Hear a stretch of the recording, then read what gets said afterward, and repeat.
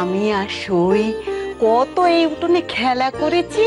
হ্যাঁ, তারপর সইয়ের বিয়ে হয়ে গেল, তারপরে আমারও বিয়ে হয়ে গেল। তোর বাবা আমাকে বিয়ে করে নিয়ে চলে গেল। সেই আবার এই বাপের ভিটে ফিরে এলুম এত বছর। ও কি বিনু? ও বিনু, তুই কাঁদছিস কেন মা? আমি না থাকলে একলা করে তুমি কি করে থাকবে মা? শোনো দেখি মেয়ের কথা। হ্যাঁ, পাগল মেয়ে আমার। আরে আমি একা থাকবো কেন? হ্যাঁ, পাড়া প্রতিবেশী রয়েছে, আমার সই আছে। সই তো বলেছে এবার সে ঘন ঘন আমার এখানে আসবে। দুই সইতে মিলে বসে কত সুখে দুঃখের কথা কইব। সেসব বড় মানুষের খেয়ালের কথা মা। তারও তো সংসার আছে, তার ছেলে আবার বিয়ে করেছে। ভরা সংসার ছেড়ে সে এখানে এসে থাকতে পারবে? পারবে না, পারবে। তুই অত ভাবিস নে তো। এখন ভালোই ভালোই তোর বিয়েটা হয়ে গেলে আমি একেবারে নিশ্চিন্তি হই। মা, আমার খুব ভয় করছে জানো তো। তাদের পরিবারে গিয়ে সমস্ত দায়িত্ব আমি পালন করতে পারবো তো? 100 বার পারবি।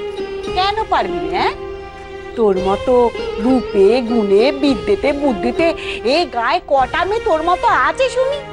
আমি জানি, আমি জানি তুই ঠিক তাদের মন জয় করতে পারবি। আর বিপিনের পরিবারের লোকজন, তাদের তোমার বেশ পছন্দ হয়েছে। কি বিনয়ী ব্যবহার বল দেখি। নে মানে, আর বেশি দেরি করিস নে, অনেক রাত হলো। কাল আবার ভোর ভোর উঠতে হবে, দধি মঙ্গল আছে। চল শুয়ে পড়ি, চল।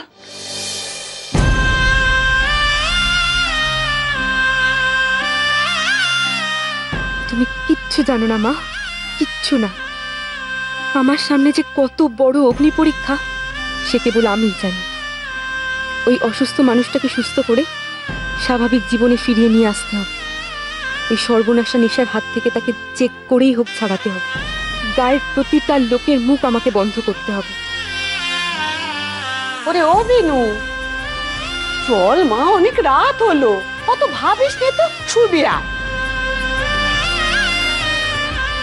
তুমি আমাকে আশীর্বাদ করো মা, আমি যেন আমার স্বামীর সব দায়িত্ব পালন করতে পারি, তাকে যেন সব বিপদের হাত থেকে আমি রক্ষা করতে পারি।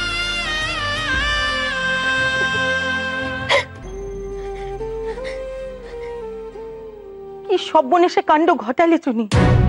এ তুই কি করলি? খুড়িমা করেছিলেন, তাই তো আমি। ভগবান, কবে তোর মাথায় সংসারী বুদ্ধি হবে চুনি? চোখ কান খোলা রেখে কি কথা কানা কইছে সেটুকু শুনবি তো। তুই এখন আর ছোটটি নেই, তোর বিয়ে হয়ে গেছে।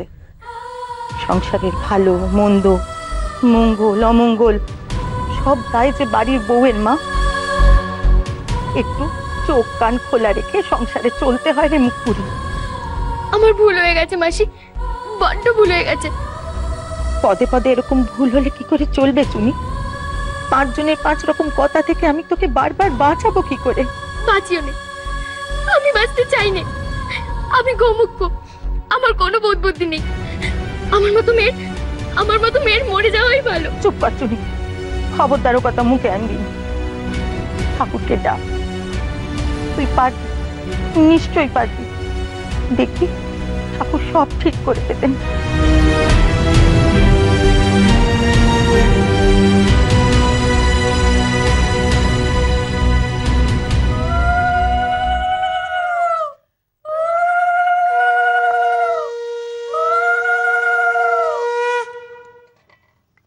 নাও বাছা, এইটা খেয়ে নাও। আজ এই খেয়েই থাকতে হবে সারাদিন, আর কিচ্ছুটি খেতে পারবে না। না,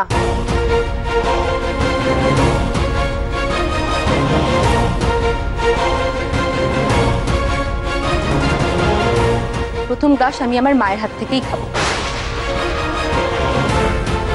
একই কথা কইছো মেয়ে, এমনটা হয় নাকি? হ্যাঁ, হওয়ালেই হয়। এমের কপালে ঘোর দুঃখ আছে, এমন ঘাড় ব্যাকামি আমি বাপের জন্য দেখি। চুপ কর বিনু, চুপ কর। কি কথা কইছিস তুই? এটা একটা শুভ কাজ, আজ তোর বিয়ে। আর আমি হতভাগী পোড়া কপালে একটা বেদবা, আমি তোকে প্রথম গরজ খাওয়াবো। এ কি কথা কইছো মেয়ে? এমনটা হয় নাকি? তোমাদের শুধু আচারই আছে, বিচার নেই। মায়ের চেয়ে সন্তানের মঙ্গল আর কেউ বেশি চাইতে পারে। মায়ের হাতে দই চিড়ে খেলে আমার অমঙ্গল হবে এ কথা আমি মানি না। বিনু, তুই কি আমাকে একটু স্বস্তি দিবি না মা? তুই না মানিস, আমি তো মানি। আজ অব্দি তোমার কোনো কথার অবাধ্য আমি হইনি মা, কিন্তু যে নিয়মে মাকে অস্বীকার করে, মায়ের স্পর্শকে অমঙ্গল বলে মনে করে, এই নিয়ম আমি মানি না। এ কেমন নিয়ম মা? যে মা জন্ম দিল, বড় করলো, সেই মাই বিয়ের দিন দূরে সরে থাকবে, তাও মানুষের সৃষ্টি কিছু বিশ্রী নিয়মের জন্য। ওরে ওরে, এতে যে অমঙ্গল হয়। যদি অমঙ্গল হয় হোক, তুমি যদি আজ আমায় দই চিড়ে না খাওয়াও, তাহলে আজ আমি আসন ছেড়ে উঠে যাব। না না বিনু, আসন ছেড়ে উঠিস নে। বেশ বেশ, তুই আমার হাতে খাবি তো? আমি তোকে খাইয়ে দিচ্ছি, আমি তোকে প্রথম দেশ খাইয়ে দিচ্ছি রে।